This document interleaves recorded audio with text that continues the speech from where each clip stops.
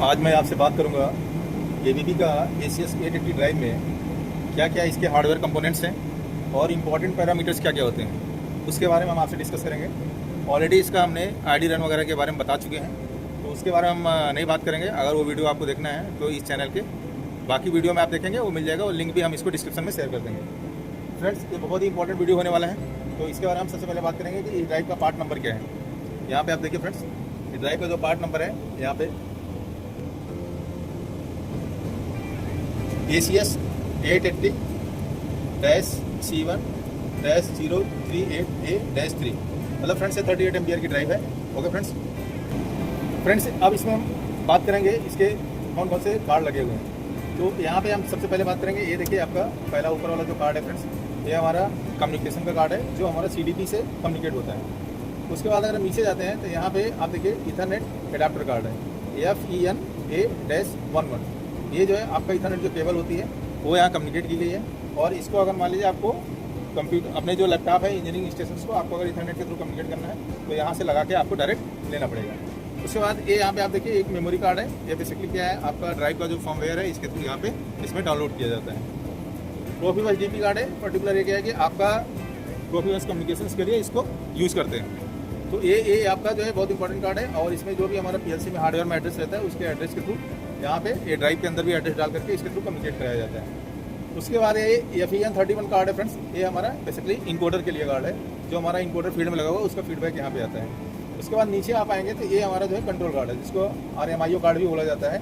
इसमें आप देखिए यहाँ पे हार्डवेयर में इनपुट आउटपुट और AIO यहाँ पे नीचे दिया हुआ है। अगर हमें फील्ड का कोई भी यहाँ पे कम्युनिकेशन या कोई भी फीडबैक लेना है तो यहाँ पे आप जो है इसमें कनेक्शन करके उसको ले सकते हैं। और अब बेसिकली हम बात करेंगे, यहाँ पे देखिए, यहाँ पे आपका एक तरफ आपका AC इनकमर है, दूसरी तरफ ये मोटर को जा रहा है और बीच में DVR को कनेक्ट किया गया है। तो ये आपका ओवरऑल हार्डवेयर है, कंट्रोल कार्ड है, जो ड्राइव के अंदर बेसिकली आपको सामने दिखाई दे रहा है। इसके अंदर आप जाएंगे तो पावर मॉड्यूल है। पावर मॉड्यूल के अंदर आपका IGBT वगैरह यूज़ किया गया है, वो हम इसको खोल के नहीं दिखा पाएंगे ये रनिंग में। अब हम बात करेंगे फ्रेंड्स आपसे इंपॉर्टेंट पैरामीटर्स कौन कौन से होते हैं जिन पे हमें काम करना होता है इस ड्राइव पे। फ्रेंड्स, ये ड्राइव कंपोजर प्रो 2.7 का सॉफ्टवेयर है, जिसमें हम इस ड्राइव को ऑनलाइन ले रहे हैं, और ये कम्युनिकेशन हमारा USB कॉम से हो रहा है, तो USB कॉम से हम उसको कनेक्ट करेंगे। ये हमारी जो ड्राइव ऑनलाइन है ये यहाँ पे आ गई है। अब इसको हम क्या करेंगे, यहाँ पे पैरामीटर में जाएंगे, कौन कौन से पैरामीटर इसमें है। पैरामीटर फ्रेंड्स, ये हमारा ड्राइव का टोटल पैरामीटर है, जो कि 1 नंबर ग्रुप से स्टार्ट होकर के आपका 200 ग्रुप तक होता है, जिसमें हम बात करेंगे यहाँ पे 99 तक आपका मेन है, और 200 एक हमारा पैरामीटर ग्रुप है एक्चुअल में सेफ्टी से रिलेटेड। ठीक है, यहाँ पे आप देखिए फ्रेंड्स, हमने आपको दिखाया यहाँ पे। अब हम क्या करेंगे, आपसे हम बात करेंगे कौन कौन से पैरामीटर ग्रुप बेसिकली हमें ज़्यादा ज़रूरत पड़ती है, जिनके बारे में हमें जानना चाहिए। तो हम उन्हीं ग्रुप के पैरामीटर के बारे में हम बात करेंगे। रेस्ट जो हमारे लिए ज़्यादा ज़रूरी नहीं है उसके बारे में हम बात नहीं करेंगे। तो सबसे पहले हमें पता होना चाहिए कि कोई भी मोटर को ड्राइव से चलाना है तो जो हमारा 99 ग्रुप पैरामीटर है उसमें मोटर ID रन के लिए वो आपके बेसिक पैरामीटर हैं। तो वो पैरामीटर हमें पता होना चाहिए क्या क्या पैरामीटर इसके अंदर होता है, क्योंकि किसी मोटर को ड्राइव में अगर चलाना है तो सबसे पहले इसमें देखो मोटर टाइप है, जैसे ये मोटर एसिंक्रोनस मोटर है और मोटर कंट्रोल मोड DTC है। तो किसी भी मोटर को 3 कंट्रोल मोड में चलाया जा सकता है। यहाँ पे आप देखेंगे तो DTC और स्केलर है, और एक पैरामीटर और भी है ऐड ग्रुप है। ठीक है, तो ये DTC मोड में मोटर को हमें ID रन किया गया है, स्केलर में ID रन होता नहीं फ्रेंड्स। उसके बाद आपका यहाँ पे मोटर नॉमिनल करंट है, वोल्टेज का है। ये सारे पैरामीटर बेसिकली मोटर का बेसिक पैरामीटर है जो नेम प्लेट के ऊपर मिलता है, वो यहाँ पे डालना है। उसके बाद अगर इसको ID रन परफॉर्म करना है तो 14 नंबर ग्रुप में यहाँ पे ID रन में यहाँ पे जा करके आप करेंगे तो हो जाएगा ID रन। यहाँ मान लीजिए नॉर्मल मोड में करना है या किसी और मोड में करना है तो यहाँ पे आपको सेलेक्ट करना पड़ेगा। आपको दिखाता हूँ।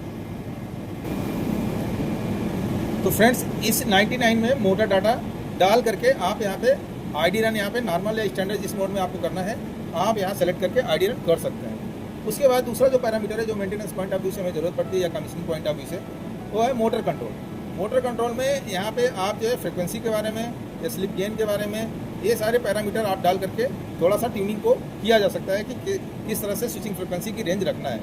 उसके बाद हम बात करेंगे अगले ग्रुप पैरामीटर की, जिसमें हमें पता चलेगा कि आपका हार्डवेयर कॉन्फ़िगरेशन में क्या क्या चीज़ें यहाँ पे हमको सेट करना है। जैसे सप्लाई वोल्टेज कितना होना चाहिए, वोल्टेज लिमिट कितना है यहाँ पे डिसेबल किया है। कंट्रोल बोर्ड को जो सप्लाई दिया गया है एक्सटर्नल है 24 वोल्ट दिया हुआ है। तो ये आपको हार्डवेयर कॉन्फ़िगरेशन के कुछ पैरामीटर है, इनको आप यहाँ कर सकते हैं। इस ड्राइव में फ्रेंड्स 2 इनकोडर के सिलेक्शंस का होता है। तो यहाँ पे इस ड्राइव में एक ही इनकोडर का है, इसलिए हम एक इनकोडर के बारे में यहाँ बात करेंगे। तो इनकोडर 1 का जो कॉन्फ़िगरेशन है STL में है, कहाँ पे लगा है, मॉड्यूल 1 में लगा हुआ है। मॉड्यूल 1 ये देखिए आप यहाँ लिखा हुआ है 1 नंबर मॉड्यूल में लगा हुआ है। क्या PPR है 1024 का है और speed calculation mode A and B channel use किया गया है। ये सारा पैरामीटर और इसका इनकोडर केवल fault mode A+, A- B+B- ये सिलेक्शन किया गया है। तो इस ग्रुप में आप इनकोडर का क्या कॉन्फ़िगरेशन है वो यहाँ सेलेक्ट कर सकते हैं, इसमें डाल सकते हैं। उसके बाद अगले ग्रुप की पैरामीटर जो है इनकोडर मॉड्यूल का जो सेटिंग है वो कहाँ है, ठीक है। तो अभी हमने आपको बताया कि इनकोडर का जो कनेक्शन होता है FEN31 में होता है, ठीक है। तो यहाँ पे क्या है FEN31 में स्लॉट 3 यूज किया गया है मॉड्यूल 1 और मॉड्यूल 1 लोकेशंस के हिसाब से, ठीक है। स्लॉट 3 में इसको लगाया गया है। उसके बाद अगले ग्रुप पैरामीटर की हम बात करेंगे। यहाँ पे फीडबैक सिलेक्शन, फीडबैक जो है कैसे हमको सेलेक्ट करना है। तो यहाँ पे देखिए फ्रेंड्स, यहाँ पे मोटर की स्पीड का जो है फीडबैक कैसे लिया गया है वो सिलेक्शन इस ग्रुप में आप कर सकते हैं 90 ग्रुप में। तो यहाँ पे देखिए जैसे मोटर फीडबैक सिलेक्शन यहाँ पे इनकोडर 1 से लिया है।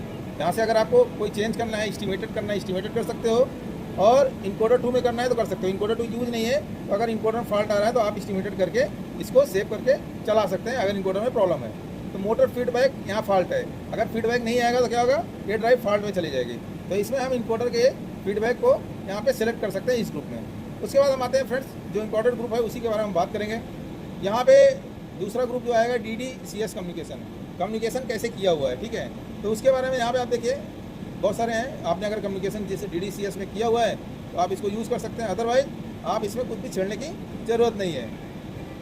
उसके बाद यहाँ पे हम आएंगे जैसे हमारा प्रोफी बस का जो कार्ड है, फील्ड बस एडाप्टर है, उसकी सेटिंग करना है क्योंकि ये कम्युनिकेशन इस ड्राइव का प्रोफी बस पे हुआ है। तो जब भी ये की सेटिंग जो प्रोफी बस है, यहाँ पे प्रोफी बस में सिलेक्शन है, एड्रेस इसका 25 है, जो PLC के हार्डवेयर में उसका होगा वो भी 25 होगा। ये सारे सेटिंग आप बॉर्ड रोड यहाँ पे देखिए 1.5 के पे है, ठीक है। ये सारे सेटिंग आप करके यहाँ पे कम्युनिकेशन पैरामीटर को PLC के साथ फेजिंग कर सकते हैं। उसके बाद आप आगे की जो इंपॉर्टेंट सेटिंग है वो हम आप बात करेंगे यहाँ पे फ्रेंड्स अगले ग्रुप में। यहाँ पे फील्ड बस एडाप्टर की सेटिंग है, कौन से स्लॉट में लगा हुआ है, अगर लॉस होगा फॉल्ट में आएगा नहीं आएगा, ये सारा ये सेटिंग आप 15 नंबर ग्रुप में फील्ड बस एडाप्टर में कर सकते हैं। ये बहुत ही इंपॉर्टेंट पैरामीटर ग्रुप है फ्रेंड्स, ठीक है। आगे जो है पैनल पोर्ट का कनेक्शन, अगर पैनल पोर्ट का कनेक्शन करना है, जैसे मान लीजिए आपने बॉड रेट आपका जो है ये इथरनेट से है तो उसका कितना किलोबाइट है, तो यहाँ पे डाला हुआ है नोट ID नंबर 1 नंबर है और बॉड रेट इसका 230.4 है। तो ये आप देख करके कर सकते हैं। अगले ग्रुप की बात करेंगे फ्रेंड्स। अगले ग्रुप में आप देखिए यहाँ पे आगे इंपॉर्टेंट ग्रुप की बात करेंगे फ्रेंड्स, मॉनिटरिंग स्केलिंग का है। तो स्पीड स्केलिंग कितना किया हुआ है, यहाँ पे देखो जैसे मोटर 981 RPM की वो डाला हुआ है। स्केलिंग टॉर्क स्केलिंग 100% पे है, पावर स्केलिंग 1000 किलोवाट के हिसाब से है। तो ये स्केलिंग कुछ पैरामीटर है, अगर आपको ज़रूरत है तो इसमें आप थोड़ा बहुत देख करके किया जा सकता है। आगे हम ग्रुप पे बात करेंगे जो हमारे लिए ज़्यादा इंपॉर्टेंट है, एनर्जी इफिशियंसी। तो कितना पावर हमारा लगा, कितना सेव हुआ है, कितने घंटे तक चला है, ये सारा सेव मनी वगैरह आप यहाँ पे इस ग्रुप में देख सकते हैं कि ड्राइव के द्वारा कितने घंटे चलने पर कितना सेव हो रहा है। ये मैकेनिकल ब्रेक है, अगर ब्रेक इसमें लगा हुआ है तो ब्रेक कंट्रोल करना, इसमें इस मोटर में ब्रेक है नहीं, इसलिए हम इस ग्रुप के बारे में बात नहीं करेंगे आपसे। ब्रेक चोपर का भी है नहीं, ये भी हम बात नहीं करेंगे। इंपॉर्टेंट ग्रुप के ही बारे में बात करेंगे जिससे आपको अच्छे से जानकारी पता चले। फ्रेंड्स, ये फॉल्ट फंक्शन का ग्रुप है, इसमें आपको ये पता चलेगा कि कौन से फॉल्ट पे ड्राइव हमारी बंद हो सकती है। यहाँ पे देखिए, अगर यहाँ पे मोटर फेज लॉस होगा तो फॉल्ट आएगा, अर्थ फॉल्ट होगा तो फॉल्ट आएगा, इंस्टॉल फंक्शन में फॉल्ट आएगा। तो इंस्टॉल करंट लिमिट 150%, ये लिमिट भी कुछ आप बढ़ा सकते हैं यहाँ पे, ठीक है। उसके बाद अगर किसी इनपुट से आपको फॉल्ट में लेना है तो आप यहाँ से उस इनपुट से भी फॉल्ट कर सकते हैं। जैसे यहाँ पे जाएंगे, यहाँ पे अगर आप इनएक्टिव है अभी, कोई भी इनपुट लेकर के अगर फॉल्ट में आपको करना है कर सकते हैं। DO से आपको फॉल्ट जनरेट कराना है कर सकते हैं। तो आपके ऊपर है फ्रेंड्स क्या लेना है आपको। उसके बाद हम लिमिट की बात करेंगे। यहाँ पे क्या लिमिट डाला हुआ है, यहाँ पे आप देखिए मिनिमम लिमिट इतना है -981, और फ्रिक्वेंसी है, मैक्सिमम करंट लिमिट डाला हुआ है, टॉर्क का लिमिट है। ये लिमिट आप एज पर रिक्वायरमेंट के हिसाब से आप चेंज कर सकते हैं। ये भी बहुत इंपॉर्टेंट पैरामीटर ग्रुप, ये इसके हिसाब से आपको करना पड़ेगा। उसके बाद यहाँ पे स्पीड कंट्रोल का एक ग्रुप पैरामीटर है फ्रेंड्स, इसमें आप स्पीड को कितना गेन रखना है, PID कंट्रोल का, उसका इंटीग्रेशन टाइम कितना रखना है, स्पीड डेविएशन कितना रखना है, ये सारा पैरामीटर आप इसमें स्पीड के लिए यहाँ पे कर सकते हैं। उसके बाद आप देखिए यहाँ पे स्पीड रेफरेंस का कैसे सिलेक्शन किया गया है। तो यहाँ पे देखिए स्पीड रेफरेंस अनलिमिटेड करके जितना आएगा पीएलसी से वो यहाँ पे आएगा। कहाँ से आ रहा है सोर्स, FBA रेफरेंस 1, मतलब आपको प्रोफिबस के थ्रू इसमें स्पीड रेफरेंस आ रहा है। और प्रोफिबस के थ्रू कहाँ से आ रहा है, पीएलसी से आ रहा है। तो पीएलसी में लाइन एमपीएम के हिसाब से आरपीएम इसको यहाँ पे आ रहा है, देखिए चेंज हो रहा है। उसके बाद आगे हम दिखाएंगे आपको स्टार्ट स्टॉप मोड कैसे करना है। तो यहाँ पे आप देखिए स्टॉप मोड रैंप अप धीरे धीरे होगा, ऐसा नहीं है कि सडनली बंद हो जाएगा।